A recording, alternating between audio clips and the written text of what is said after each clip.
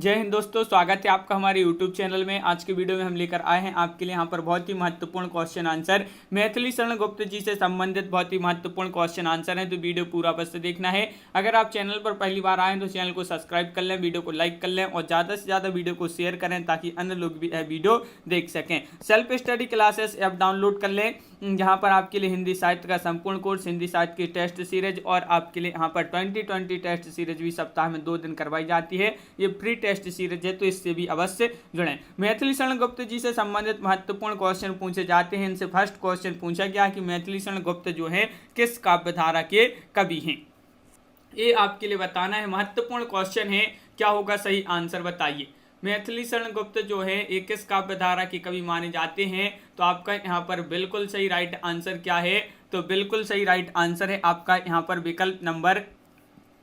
विकल्प number B आपका right answer है। द्विवेदी युग यहाँ पर सही आंसर होगा, द्विवेदी युग। मैथिली शरण गुप्त का जन्म कहाँ पर हुआ था ये बताना है, तो बिल्कुल सही राइट आंसर है। इनका जन्म हुआ था चिरगांव झांसी में। विकल्प नंबर डी राइट आंसर है। मैथिली शरण गुप्त का जन्म कब हुआ था ये आपके लिए बताना, जो कि बहुत ही महत्वपूर्ण क्वेश्चन पूछा गया है कि इनका जन्म जो है कब हुआ था, तो आपका सही आंसर होगा, बिल्कुल सही राइट आंसर बताया कि इनका जन्म हुआ था कब।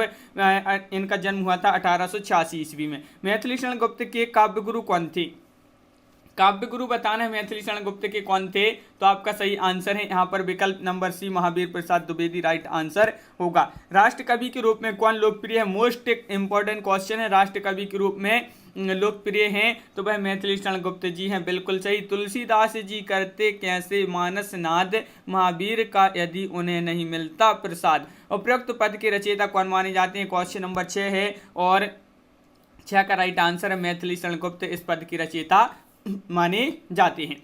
मैथिली शरण गुप्त को महात्मा गांधी जी ने राष्ट्र कवि की उपाधि कब दी थी, इनको राष्ट्र कवि की उपाधि दी थी महात्मा गांधी जी ने मैथिली शरण गुप्त को कब दी थी ये बताना है, तो 1936 यानी कि विकल्प नंबर सी राइट आंसर है।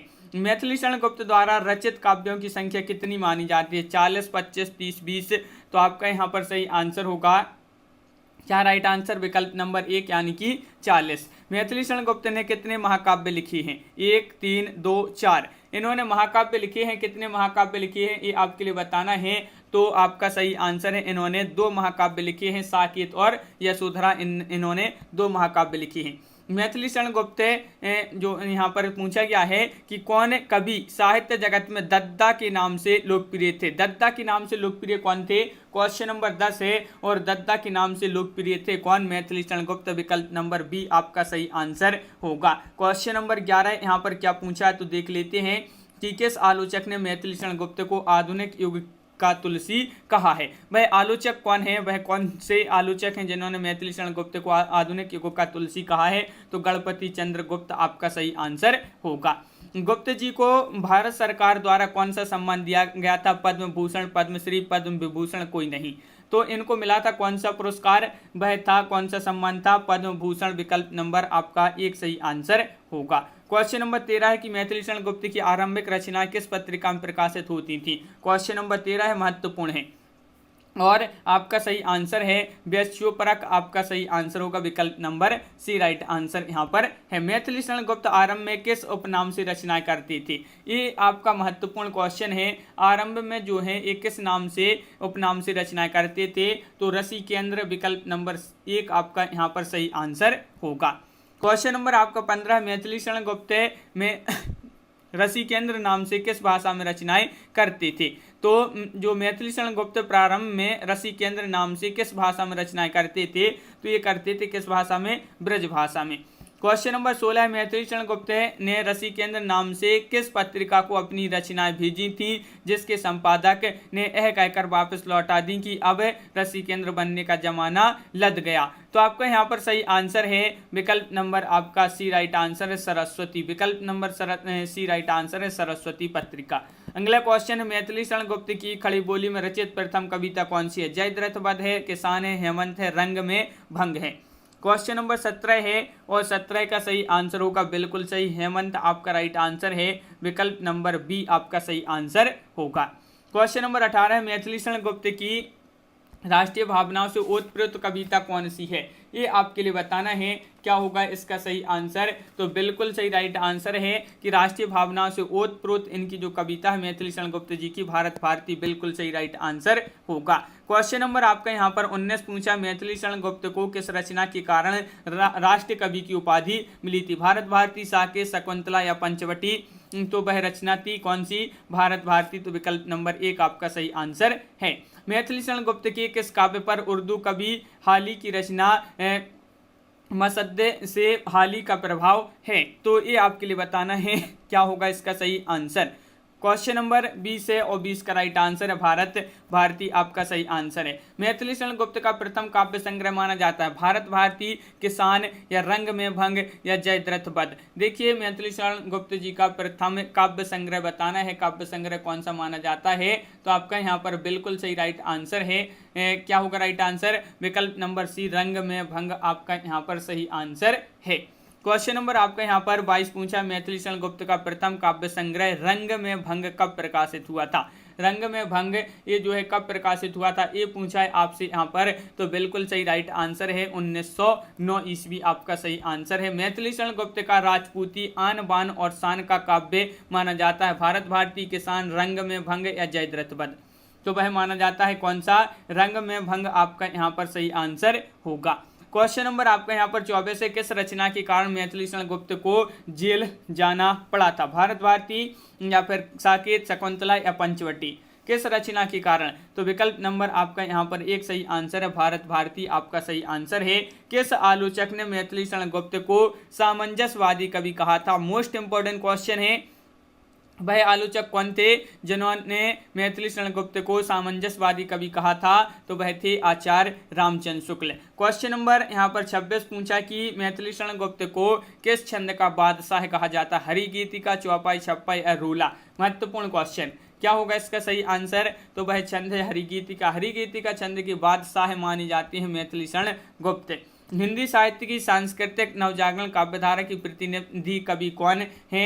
क्वेश्चन नंबर आपका 27 है और 27 का सही आंसर है आपका बी, यानी कि मैथिली शरण गुप्त जो है हिंदी साहित्य की सांस्कृतिक नवजागरण काव्यधारा के प्रतिनिधि कवि। रामचरितमानस के बाद हिंदी में रामकथा का दूसरा सबसे बड़ा महाकाव्य किसे माना जाता है? ये आपके लिए यहाँ पर बताना है। ये यहाँ पर 4 विकल्प दिए गए हैं, देखिए ये रहे आपके 4 विकल्प।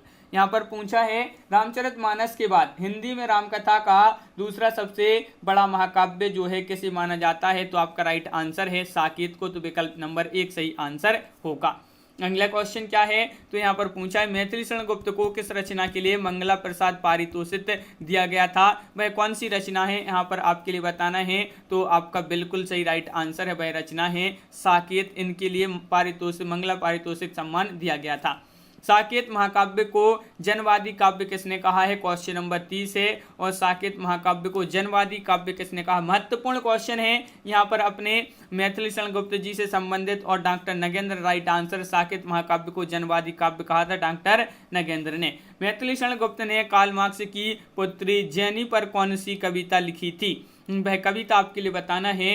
तो वह कविता कौन सी थी? तो बिल्कुल सही राइट आंसर है आपका जैनी। जैनी आपका सही आंसर होगा, बिल्कुल सही। अगला क्वेश्चन है चैतन्य महाप्रभु की पत्नी विष्णुप्रिया और उनकी माता सची के त्याग एवं तप का वर्णन किस काव्य में है? प्रदक्षिणा में, यशोधरा में, पंचवटी में, विष्णुप्रिया में? 32 का सही आंसर है आपका यहाँ पर डी, यानी कि विष्णुप्रिया आपका यहाँ पर सही आंसर है। इनमें से कौन सी रचना मैथिली शरण गुप्त का नाटक है? नाटक बताना है कौन सी रचना मैथिली शरण गुप्त का नाटक है। 4 विकल्प आपके यहाँ पर दिए गए हैं और क्या होगा इसका सही आंसर? तो बिल्कुल सही राइट आंसर है आपका यहाँ पर क्या राइट आंसर? 33 का आपका यहाँ पर सही आंसर होगा। 33 का राइट आंसर बताना है। तो बिल्कुल सही राइट आंसर आपका यहाँ पर जो है वह चंद्रहास आपका राइट आंसर है, बिल्कुल सही। अगला क्वेश्चन मैथिली शरण गुप्त की कृति विलोम की विधा है, ये किस विधा की रचना मानी जाती है? विलोम तो आपके यहाँ पर 4 विकल्प भी दिए गए हैं और आपका यहाँ पर राइट आंसर होगा विलोम बताना है ये किस विधा की रचना मानी जाती है। तो बिल्कुल सही राइट आंसर है आपका यहाँ पर क्या है राइट आंसर, विकल्प नंबर आपका यहाँ पर बी राइट आंसर है नाटक। अगला क्वेश्चन क्या है तो देख लेते हैं। जोधपुर के एक परिवार की 3 पीढ़ियां तक वचन निभाने की कथा गुप्त जी के इस काव्य में है। भाई कौन सा काव्य है तो आपका सही आंसर होगा यहाँ पर कौन सा काव्य, विकट भट्ट आपका सही आंसर है। क्वेश्चन नंबर आपका 36 है कि लक्ष्मण के चरित्र का वर्णन गुप्त जी के इस काव्य में शोभायमान है। प्रदक्षिणा में, जय भारत में, पंचवटी में, सिद्धराज में। तो पंचवटी में लक्ष्मण के चरित्र का वर्णन है, बिल्कुल सही। अगला क्वेश्चन क्या पूछा है, महाभारत प्रसंग पर आधारित काव्य कौन सा है। महाभारत प्रसंग पर आधारित काव्य पूछा है प्रदक्षिणा, जय भारत, पंचवटी, शकुंतला। तो राइट आंसर है शकुंतला, विकल्प नंबर डी राइट आंसर है। इनमें से कौन सी रचना मैथिली शरण गुप्त की नहीं है। नहीं पूछा है विपतगा, त्रिपतगा या फिर अर्जन और विसर्जन या नहुप। तो आपका राइट आंसर है विपतगा यानी कि विकल्प नंबर 1 इनकी रचना नहीं मानी जाती है। मैथिली शरण गुप्त के इस काव्य में मुस्लिम संस्कृति की झांकी मिलती है। कौन सा काव्य है भाई, कौन सा काव्य है जिसमें मुस्लिम संस्कृति की झांकी मिलती है। तो आपका बिल्कुल सही राइट आंसर होगा अर्जन और विसर्जन आपका राइट आंसर यहाँ पर है। साकेत महाकाव्य का प्रकाशन वर्ष बताना है, 40 का सही आंसर बताना है। 40 का राइट आंसर क्या है, साकेत महाकाव्य का प्रकाशन वर्ष पूछा है तो 1931 ईस्वी माना जाता है। तो विकल्प नंबर बी आपका सही आंसर होगा। इनमें से कौन सी रचना 1931 में प्रकाशित हुई थी। 1931 में प्रकाशित नहीं हुई है, नहीं पूछा गया है आपसे, महत्वपूर्ण क्वेश्चन बताइए। क्वेश्चन नंबर 41 है और राइट आंसर है निहार महादेवी वर्मा। ये जो है 1931 में प्रकाशित नहीं हुई, बिल्कुल सही। इनमें से कौन सा काव्य मैथिली शरण गुप्त का नहीं है। नहीं पूछा है तो आपका सही आंसर क्या होगा, नहीं पूछा है तो बिल्कुल सही राइट आंसर है प्रिय प्रवास। ये जो है नहीं है, बिल्कुल सही राइट आंसर बताया है, ये इनका काव्य नहीं माना जाता है। अगला क्वेश्चन, मैथिली शरण गुप्त की इन रचनाओं का प्रकाशन वर्ष के अनुसार सही अनुक्रम बताना है। तो यहाँ पर बताइए सबसे पहले कौन सी रचना आती है, इनका प्रकाशन वर्ष के अनुसार क्रम बताना है। तो क्वेश्चन नंबर 43 है और आपका सही आंसर है यहाँ पर सबसे पहले भारत भारती, पंचवटी, साकेत, यशोधरा, विकल्प नंबर डी राइट आंसर यहाँ पर होगा। इनमें से उस काव्य रचना को चुनिए जिसका प्रकाशन शेष 3 रचनाओं से पहले हुआ है। तो शेष 3 रचनाओं से पहले हुआ है उस काव्य रचना को चुनना है। तो वह कौन सी काव्य रचना है, तो आपका राइट आंसर है क्या है राइट आंसर, बिल्कुल सही राइट आंसर आपका यहाँ पर होगा।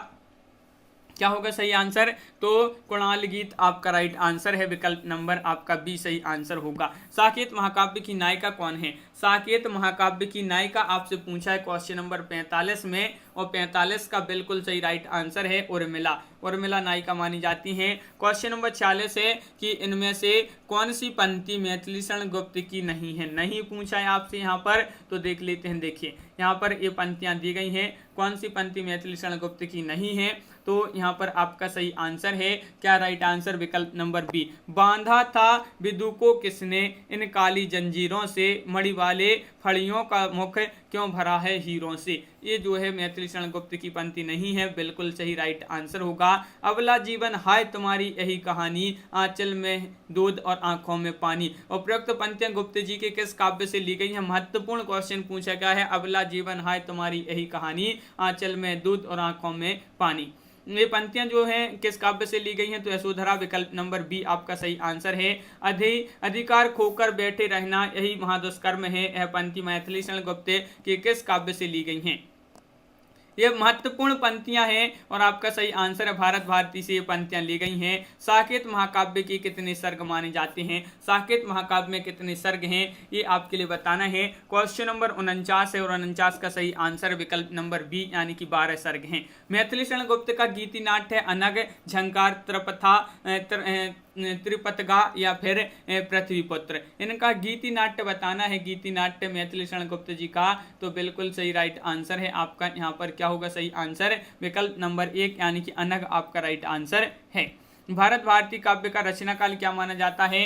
भारत भारती काव्य का रचना काल पूछा है आपसे यहाँ पर, तो बिल्कुल सही राइट आंसर बताए कि 1912 ईस्वी आपका सही आंसर होगा। झंकार काव्य का रचना काल बताना है, इसका रचना काल क्या है, क्वेश्चन नंबर है अपना 52 और 52 का बिल्कुल सही राइट आंसर है 1929 आपका सही आंसर होगा। यशोधरा काव्य कब प्रकाशित हुआ, यशोधरा काव्य कब प्रकाशित हुआ, क्वेश्चन नंबर 53 है और इसका सही आंसर है 1933 ईस्वी में। कब प्रकाशित हुआ, 1933 ईस्वी, यानी कि विकल्प नंबर आपका डी राइट आंसर है। विष्णुप्रिया काव्य का रचना काल क्या माना जाता है, विष्णुप्रिया काव्य का रचना काल क्या माना जाता है, तो विकल्प नंबर बी आपका राइट आंसर है 1957 आपका राइट आंसर है, बिल्कुल सही। अगला क्वेश्चन क्या है, तो अगला क्वेश्चन देख लेते हैं। साकेत के किस सर्ग में उर्मिला के विरह का वर्णन है, छठे सर्ग में, सातवें आठवें सर्ग में, 9वें 10वें सर्ग में, 12वें सर्ग में।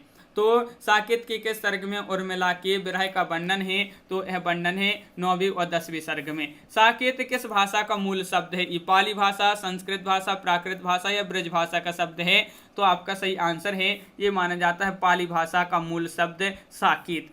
क्वेश्चन नंबर आपका 56 हो गया। 57वां क्वेश्चन है, साकेत का अर्थ क्या है, अर्थ बताना है, राम, लक्ष्मण, अयोध्या या उर्मिला। तो साकेत का अर्थ पूछा है, तो अयोध्या आपका सही आंसर है, बिल्कुल सही, विकल्प नंबर सी राइट आंसर है। नाक का मोती अधर की क्रांति से, बीज दाड़िम का समझकर भ्रांति से, देख कर सहसा हुक सोन मौन है, सुख मौन है, सोचता है यह अन्य सुख कौन है। ये आपके लिए बताना, उपरोक्त काव्य पंक्तियां मैथिली शरण गुप्त की किस काव्य से ली गई हैं। नाक का मोती अधर की क्रांति से, बीज दाड़िम का समझकर भ्रांति से, देख कर सहसा हुआ सुख मौन है, सोचता है यह अन्य सुख कौन है। ये जो पंक्तियां हैं ये ली गई हैं साकेत, विकल्प नंबर 1 आपका सही आंसर होगा। क्वेश्चन नंबर आपका यहाँ पर 59 पूछा है, संदेश यहाँ में नहीं स्वर्ग का लाया, इस भूतल को ही स्वर्ग बनाने आया। पंक्ति की रचयिता कौन मानी जाती है, महत्वपूर्ण पंक्तियां हैं और इन पंक्तियों की रचयिता माने जाते हैं मैथिली शरण गुप्त, यानी कि विकल्प नंबर सी राइट आंसर है। मैथिली शरण गुप्त जी का निधन कब हुआ, ये महत्वपूर्ण क्वेश्चन पूछा गया है और इनका निधन हुआ कब, 1964 ईस्वी में, बिल्कुल सही, विकल्प नंबर बी आपका राइट आंसर है, 1964 में इनका निधन हुआ। अगला क्वेश्चन है कि जयद्रथ वध का रचना काल क्या माना जाता है, जयद्रथ वध काव्य का रचना काल पूछा है क्वेश्चन नंबर 61 में और आपका सही आंसर है विकल्प नंबर सी 1910 आपका सही आंसर है। पंचवटी काव्य का प्रकाशन वर्ष क्या माना जाता है, क्वेश्चन नंबर 62 है और पंचवटी का प्रकाशन वर्ष बताना है 1925 ईस्वी, यानी कि विकल्प नंबर डी राइट आंसर होगा। शकुंतला काव्य का रचना काल क्या माना जाता है, क्वेश्चन नंबर 63 है और 63 का सही आंसर। शकुंतला काव्य का जो रचना काल माना जाता है 1923 आपका यहाँ पर राइट आंसर है। अनग गीति नाट्य है और इसका रचना काल क्या माना जाता है, अनग जो कि बहुत ही महत्वपूर्ण गीति नाट्य पूछा गया है आपसे और इसका रचना काल की बात करें तो इसका रचना काल माना जाता है 1925 ईस्वी। जय भारत काव्य का प्रकाशन वर्ष क्या माना जाता है, क्वेश्चन नंबर आपका यहाँ पर 65 है और 65 का सही आंसर है विकल्प नंबर आपका यहाँ पर बी। जय भारत काव्य का प्रकाशन वर्ष क्या है, 1952 आपका बिल्कुल सही राइट आंसर होगा। तो इस प्रकार अपन ने यहाँ पर देखिए 65 क्वेश्चन मैथिली शरण गुप्त जी से संबंधित जो कि मोस्ट इंपोर्टेंट क्वेश्चन थे। कैसा लगा ये वीडियो कमेंट में जरूर बताएं। अगर आप चैनल पर पहली बार आए हैं तो चैनल को सब्सक्राइब कर लें, वीडियो को लाइक कर लें और ज़्यादा से ज़्यादा वीडियो को शेयर करें ताकि अन्य लोग भी यह वीडियो देख सकें। और self study classes app download कर लें जहां पर आपके लिए हिंदी साहित्य का संपूर्ण कोर्स, हिंदी साहित्य की टेस्ट सीरीज आपके लिए उपलब्ध है। 2020 टेस्ट सीरीज करवाई जाती है, ये प्री टेस्ट सीरीज करवाई जाती है हिंदी साहित्य की सप्ताह में 2 दिन, तो इससे भी अवश्य जुड़ें। प्ले स्टोर पर जाइए, self study classes app download करिए, अपनी तैयारी में लग जाइए। और ये जो है सरसप पब्लिकेशन की बुक है कविमाला वस्तुनिष्ठ की। तो आज की वीडियो में बस इतना ही। सभी के लिए बहुत बहुत धन्यवाद। सभी के लिए जय हिंद।